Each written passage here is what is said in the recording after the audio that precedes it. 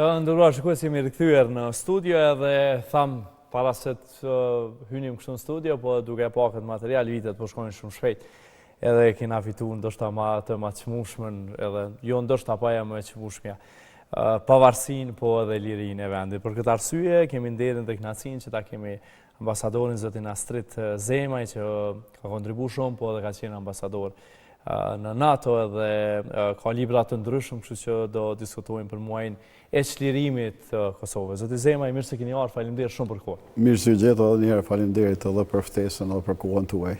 Urime për 27 vjetorin e lirisë vendit, besoj një festë, po çdo vit kam përshtypjen që bëhet edhe ma e rëndësishme. Vitet shkojnë, po tregon sa me të vërtet ky popull ka sakrifikuar. Po kam dëshirë me të pyet fillimisht ministër kështu intervistën ku keni qenë para 27 viteve kur është çliruar Kosova.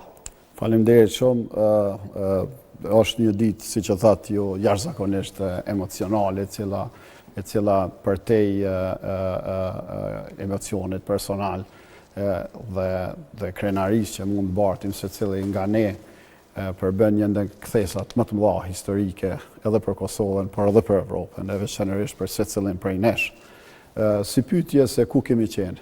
Tash jam diplomat i karrierës së Republikës Kosovës, që nga themelimi i Ministrisë Punëve të Jashtme, po në atë kohë kam qenë aty ku Kosova kishte nevojë më shumë. Prandaj edhe si e ke përjetuar? Kuptimin pyeta në cilin qytet ke qenë edhe çu e ke përjetuar atë moment, sepse gjithë ata që me vërtet kanë kontribuar, po edhe ata që sot nuk janë gjallë, ka qenë kështu emocionet përzierë këtë kuptim. Në kohën e fillimit të bombardimeve të NATO-s, por edhe përpara kësaj, kam qenë pikërisht në ato momente kur pritej liria dhe hyrja në Kosovë, në pjesë të ndryshme të Kosovës, luftohej në tokë ballë për ballë nga forcat tona çlirimtare, dhe pjesa tjetër pritke me pa durim hyrjen dhe kthimin në shtëpitë e tyre, dhe prap duke marrë parasysh edhe profesionin që cilin sot e mbaj, po kur sehem këtë, po kam qenë pikërisht aty ku populli ka pas më shumë nevojë dhe kur armiku është përballë edhe me përgjigjen e shqiptarëve të Kosovës. Ku e ka kërku vendi, apo jo?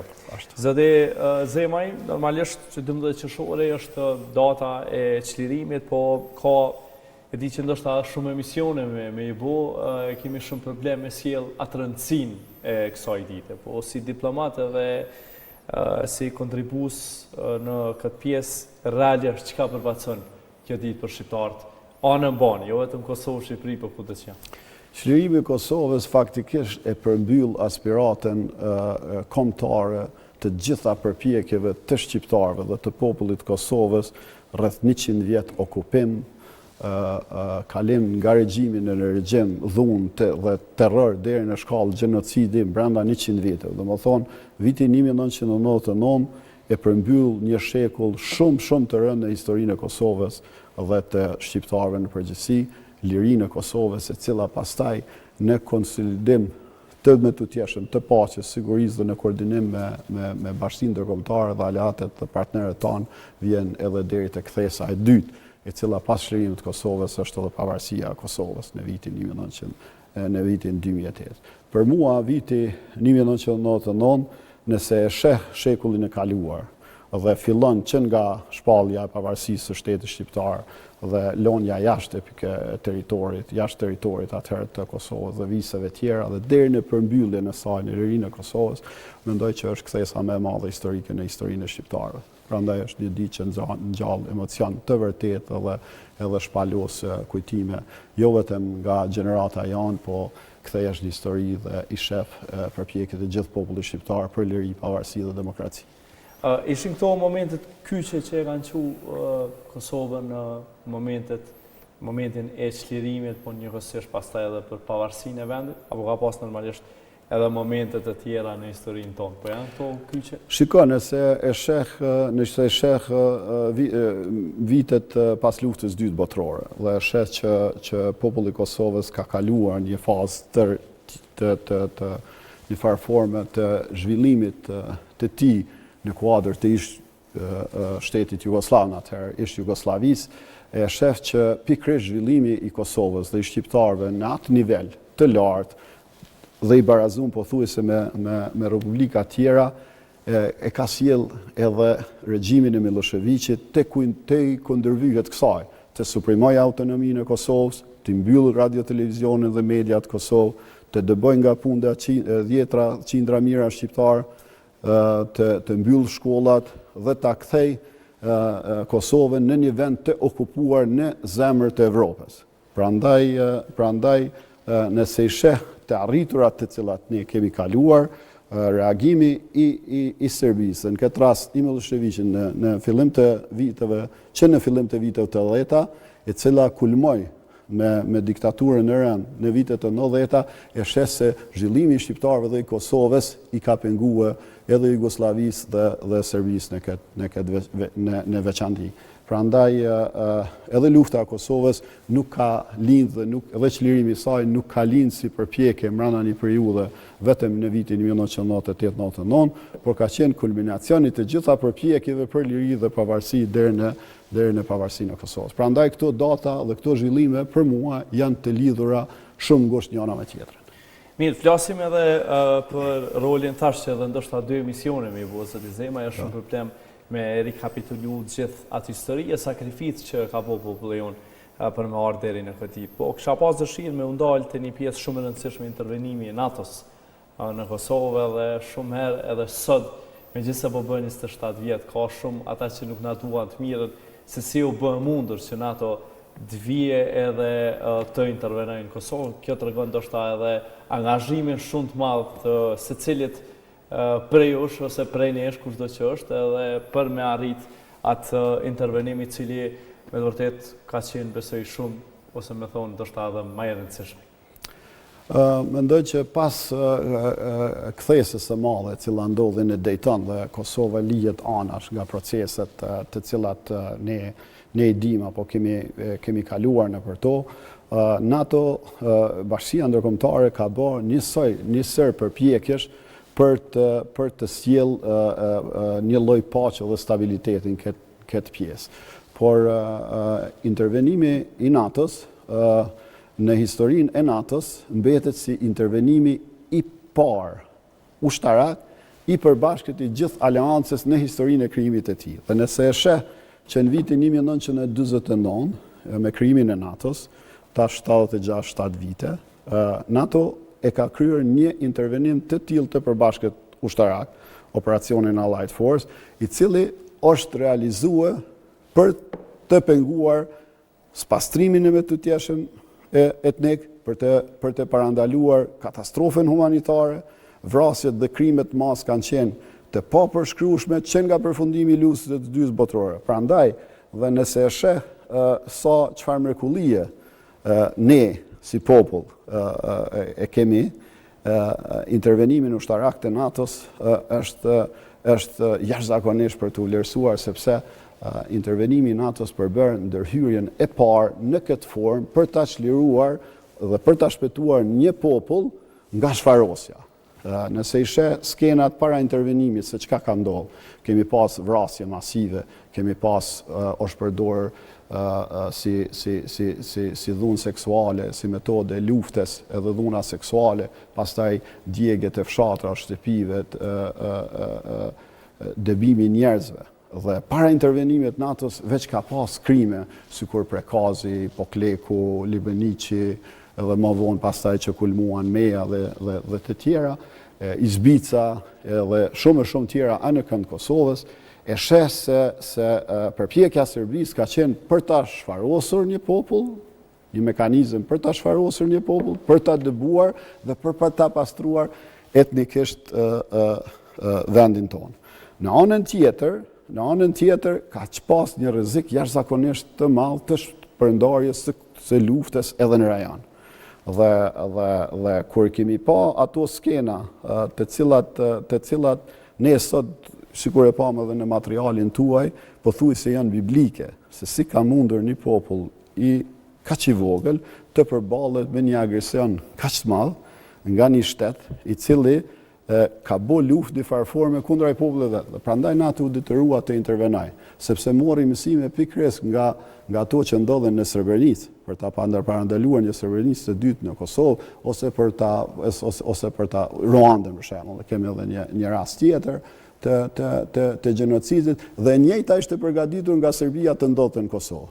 Krahas kësaj, mbi 1 milion njerëz vetëm u debuan nga shtëpit apo u shndruan në refugjat në vendet përreth. Kanë qenë këto ose cilat, po e them kështu ndoshta edhe për shkak përvojës juaj, çfarë pasoja kish me pas në rast të mos intervenimit të NATO-s në vendin tonë?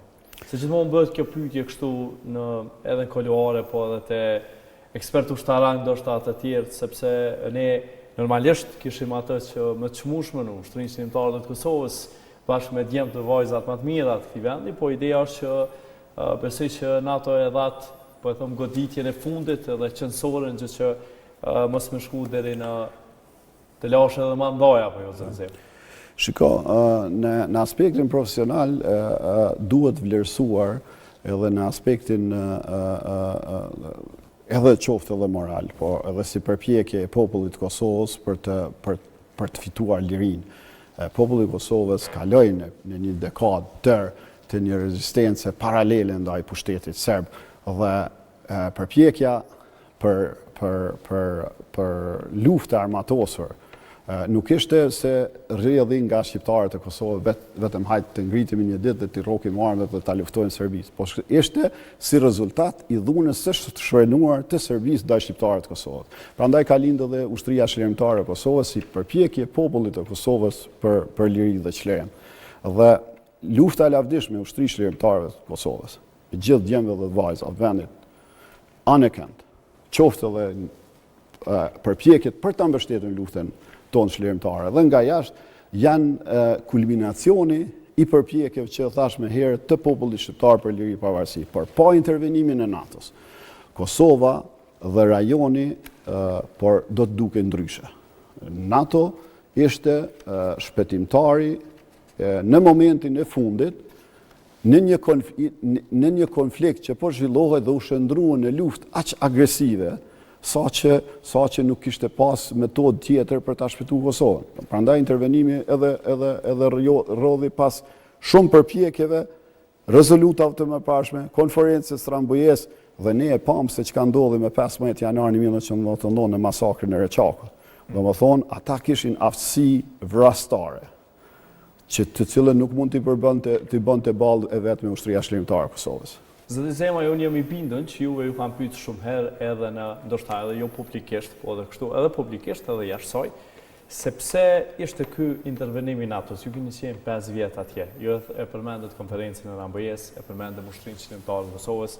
Madje ndoshta duhet i përmendim edhe shqiptarët tonë që kemi në Amerikë, cilët kanë ndiku shumë këto rrjedhimisht edhe presidenti Rugova edhe të tjerë që kanë gravitu me kohën për me ardhur. Gjitha këto kanë qenë komponente njëra pa tjetrën e cila s'ka mujt, ka qenë një binom i cili ka ardhur deri në bindjen e NATO-s. Po them që po të pyes kështu në kuptimin që çfarë kanë thonë ata ose miqt në NATO, pse është ky intervenim, se është shumë ka ende sot kështu pikpyetje pse ky intervenim në një shtet i cili është shumë i vogël. Ka pas luftë edhe më herët në Bosnë, ka pas edhe të lashë tjera në rajon, por kur ka qenë Kosova, ka qenë ndikimi Shteteve Bashkuara të Amerikës qëndësor, substancial për me ardhur deri këtu. Shikon, unë jam pjesëtar i shërbimit jashtëm të Republikës Kosovës që nga themelimi dhe kam drejtuar disa misione prakisht, po për mua në karrierë mbetet si edhe pastaj po tjetë, si pikë kulminante puna ime në NATO dhe me NATO. Edhe pse kishte kalu një kohë, sepse aty jam emëruar në vitin pothuajse 20 e ca vite mas luftës dhe njerëzit ndrojnë, por arkivat mbesin, por kemi pasur edhe miq të mëdhenj të Kosovës, të cilës kanë qenë diplomat apo politikanë të shteteve në kohën e intervenimit, ushtarak dhe ish ushtarak të cilët kanë shërbyer në atë kohë Kosovë, apo kanë qenë mbështetës të përpjekjeve për rezistencë të popullit Kosovës, sistemit paralel që e ceka me plot drejt edhe ju presidentin Rugova dhe të gjitha përpjekjet. Prandaj në secilin rast kur je ul dhe ki bisedu me këta njerëz, ekipaj që je shumë i vogël para gjithë aty në zhvillimeve historike që kemi kalu ne. Dhe dorën zemër, kur kam hyrë ditën e parë në ato, aty ka qenë një ndjenje veçantë, sepse nga një kohë kur me 24 mars 1999 për mbi kokat tona fluturonin aeroplanet e NATO-s, domethënë shpëtimi i veten në atë kohë nga qielli, dhe tani po hyrë po bisedonim me ata njerëz të cilët kanë qenë akter në një kohë, ka qenë një ndjenjë jashtëzakonisht e veçantë dhe përpjekjet, e thash edhe më herët, përpjekjet në vazhdimsi të popullit Kosovës për liri dhe pavarësi e kanë sjellë këtë dhe vazhdojnë, sepse Kosova dhe kontributi NATO-s nuk është ndërprer në vitin 1999. Me marrëveshjen e Kumanovës dhe kapitulimin pothuajse kështu pa kushte të forcave serbe, të largimit policisë dhe të ushtrisë përmes rezolutës 1244 vendoset edhe KFOR-i, i cili është misioni më i vjetër i NATO-s, ta kemi qarë, domethënë është një NATO-led mission, domethënë një mision i cili drejtohet nga NATO, është më i vjetri dhe më i suksesshëm në historinë e NATO-s. Prandaj mos të harrojmë që këtu kanë shërbyer, nëse i merr në periudha të caktuara, që nga atëherë kur kanë qenë 40 deri 50.000 ushtarë të KFOR-it në terren, dhe deri më sot kur janë rreth 5.000, të cilët shërbejnë si mision operacional, ne i kemi qindra mira ushtarë të vendeve aleate dhe partnerë të cilët kanë shërbyer në Kosovë për ndërtimin e paqes, stabilitetit dhe një farë forme për përgatitjen edhe ndoshta edhe që nuk thuhet atje, por ne e dim edhe të shtetit Kosovës dhe forcimit subjektivitetit të tij ndërkombëtar. Edhe ka pas zyrtar të NATO-s, nuk më kujtohet me emër, por kur kam pas sakrificën e familjes Jashari, nuk kam pa në ndonjë vend, edhe besoj që gjitha këto, si që thatë edhe jo, ka qenë një bashkim i secilit kontribut që tregon edhe për forcën, karakterin e sakrificën që ka bua populli jonë. Minuta për na shkojnë shumë shpejt, zëti Zemaj, po që po mundohemi mi rikapitalizu gjitha të që bisedum edhe mi sjell edhe njerë. Sa është e rëndësishme, kisha pas dëshirë, ju jeni edhe, keni shkruajtur edhe libra që tregojnë, një prej tyre është edhe ky legitimiteti i intervenimit humanitar ushtarak në Kosovë, po kam dëshirë në vazhdimin e këtyre librave që ju i keni shkruajtur dhe të tjerë, sa është e rëndësishme që në pjesën e dokumentacionit, po e them kështu, që ne si Kosovë të kemi arkiv që mos të harrojmë, të paktën edhe për gjeneratat e reja, edhe sa është e rëndësishme që me të vërtetë të kemi kështu të dokumentuara gjitha këto që na kanë ndodhur për gjeneratat të tjera që do vinë. Kjo është jashtëzakonisht e rëndësishme, sepse ne tani kemi kaluar edhe në një periudhë tjetër ku format e komunikimit kanë ndryshuar, që nga ato në vitet 90 apo deri në shpalljet pavarësisë Kosovës. Ne duhet jemi aktiv, sepse tjerët janë edhe për rreth, ka një fushat të egër, dezinformuese ndaj intervenimit humanitar ushtarak të NATO-s Kosovë. Domethënë Serbia dhe aleatet e saj dhe oponentët e pavarësisë Kosovës vazhdojnë të jenë kundër intervenimit dhe ta quajnë të palëndshëm intervenimin. Intervenimi ka qenë legjitim sepse ka buru pikërisht mbi ato që ne i thamë gjatë kësaj pjese. Për ne është shumë e rëndësishme që NATO është partner strategjik i Kosovës dhe integrimi euroatlantik është i pakthyeshëm. Dhe në këtë aspekt ne duhet të punojmë dhe të fuqizojmë edhe misionet e NATO-s të cilat i kanë Kosovë, sepse shpesh ka ndoshta për ata që nuk e dinë, këtu NATO ka një mision të udhëhequr i cili buran që nga rezoluta 1244 e Këshillit të Sigurimit është forca e Kosovës ose KFOR, dhe e cila ka komandantin dhe strukturën e vet dhe njësitë e saja, dhe në anën tjetër është edhe NALTI.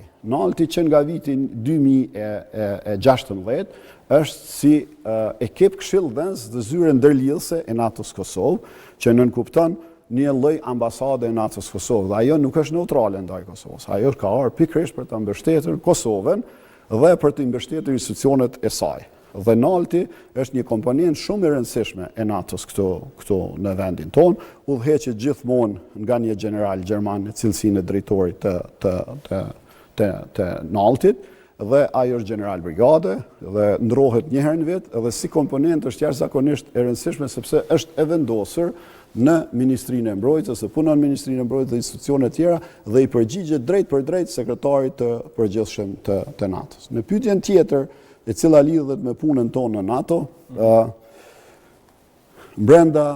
brenda aleancës janë, domethënë, struktura civile dhe ushtarake, Këshilli Atlantikut të Veriut dhe aleatet, ndërsa në anën tjetër janë edhe partnerët, të cilët po ashtu kanë shërbyer në Kosovë shtetet partnere, sikur Zvicra, kanë ushtar, Austria, Ukraina ka pas dhe shumë vende tjera të cilat tani nuk po mbijnë më. Për ne çka është me rëndësi është sepse të gjithë aleatët dhe partnerët e dëshirojnë stabilitetin, paqen dhe sigurinë në Ballkanin Perëndimor. Dhe ne jemi në mes të kësaj.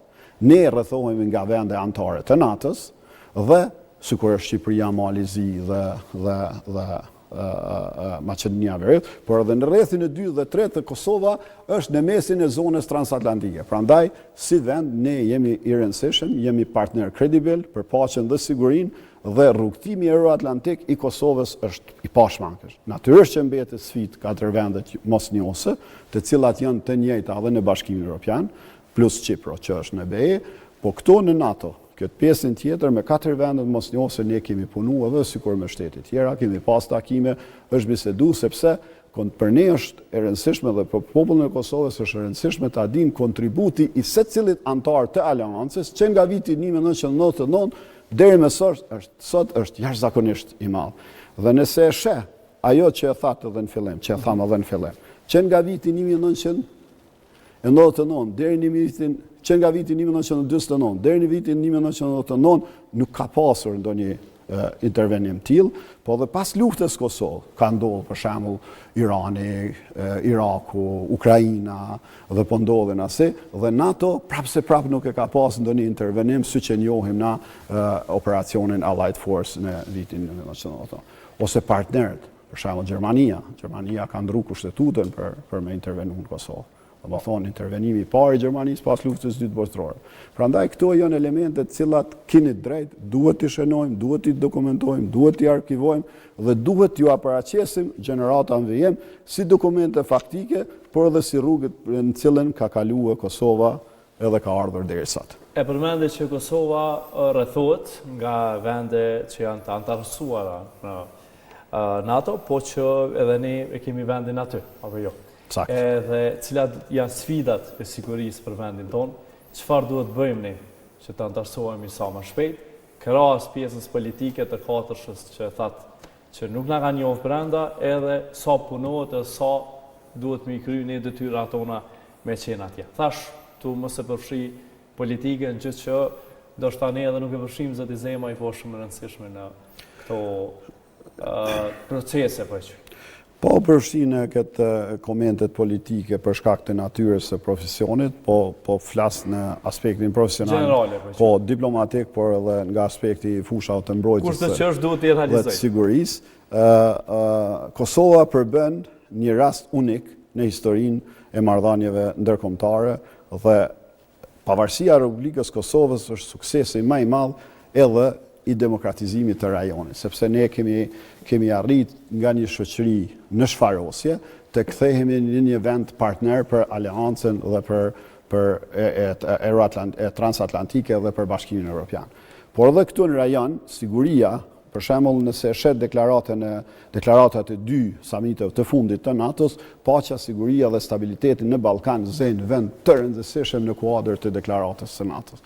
Prandaj përkushtimi i NATO-s për paqe dhe siguri në Ballkan nuk mendohet pa Kosovën. Në anën tjetër ne kemi fqinin verior, i cili nuk është antar i NATO-s, është në antar në partneritetin për paqe të NATO-s, dhe i cili një farforme është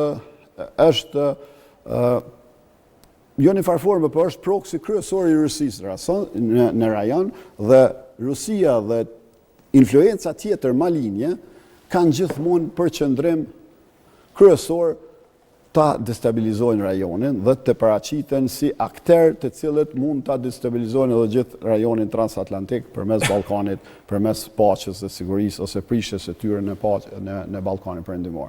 Ne kemi pa vitet që kemi kaluar, sidomos këto 5-6 ditët e fundit, sulme të veri, ka ndodhur Banska, sulmi ndaj infrastrukturës kritike dhe asi. Ne si shtet dhe si popull jemi këtu, nuk kemi vend tjetër.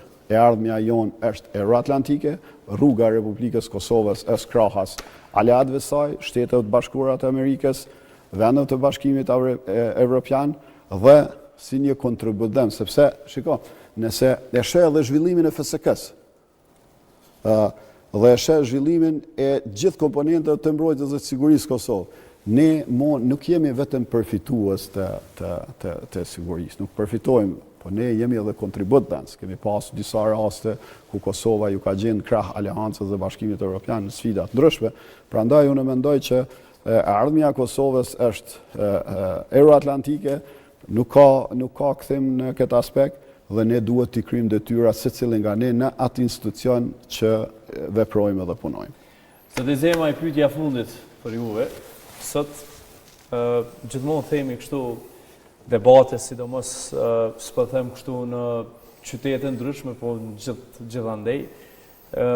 Jo jemi të kënaqur se çka kemi arrit, kemi mund më mirë, ka shku keq, nuk ka shku keq. Megjithse liria është, besoj, e thatë edhe ju, gjëja kështu ma e shtrenjta. Ju pyes kështu, sa jeni të kënaqur me gjithë atë që është arrit në vendin tonë, normalisht e përmendet çka duhet me bëu ta. Po juve personalisht pyes. Për mua personalisht unë e kam edhe moshën. Të gjitha rrethonave. Po, e kam edhe moshën me kujtu për shembull edhe paraqitjen si nxënës i ri para tankëve serbe, por është si për mua autonomia e Kosovës. Pastaj dëbimin, emigracionin, të shndruarit refugjat, pastaj familjet e dëbuara dhe gjithë ato që i përmendë, krimet, luftet, çlirimin e Kosovës, pavarësinë e Kosovës, ndërtimin e shtetit, forcimin e subjektivitetit ndërkombëtar. Unë mendoj që vendi ynë është jashtëzakonisht i suksesshëm. Ne jemi me fat që sidomos edhe si gjenerat që kemi përjetuar edhe atë periudhë, po edhe këtë periudhë të paqes dhe stabilitetit, por edhe të shëndërtimit dhe mendoj që pasim pyetur në aspektin personal, mendoj që Kosova është tregimi më i suksesshëm që kishin mujt me bo shqiptarët në 100 vjet të historisë së saj. Domethënë, shteti i Kosovës është kulminacioni të gjitha përpjekjeve dhe nuk ka tregim më të mirë të suksesit nëse ulesh dhe bisedon me gjeneratat edhe të popujve tjerë të rajonit. Se për shembull, nëse e merr në ish Jugosllavi, shtetet tjera kanë pas policinë, kanë pas ushtrinë, mbrojtjen territoriale, kanë pas besa dhe diplomacinë. Ndërsa ne edhe ato pak që i kishin na i suprimuan, na i marrën. Dhe nga një farë forme, nëse e shen aspektin qoftë edhe figurativ, ne kemi rilindë, ne jemi ringritë si Feniksi, kemi shtetin tonë, e kemi institucionet e Republikës Kosovës në aspektin e ndërtimit të shërbimit diplomatik. E thamë edhe më herët, ne kemi filluar një grup i vogël për 50 veta, sot i kemi përmi 50 misione diplomatike dhe konsullore të Republikës Kosovës në të gjitha kontinentet.